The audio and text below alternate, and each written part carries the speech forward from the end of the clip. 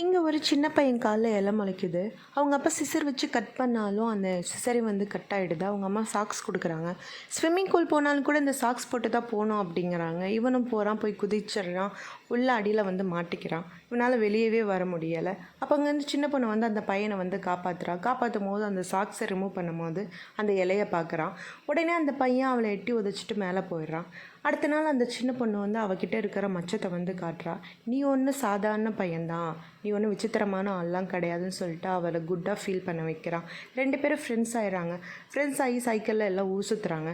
அப்போ அந்த பொண்ணை விட்டு பிரியும் போது இவங்கிட்ட இருந்த அந்த கால் இருக்கிற இலை வந்து உதிருது. அப்போ அந்த இலையை எடுத்து பத்திரமா ஒரு பேப்பரில் வச்சு அந்த பொண்ணோட பேர் எழுதி வைக்கும் போது இந்த மாதிரி ஒவ்வொரு இலையாக உதிரும் போது அவங்க அப்பா அம்மா வந்து அதை பார்த்துறாங்க. அப்போ அவன் வந்து எல்லா ரகசியத்தையும் அவன் வந்து சொல்கிறான்.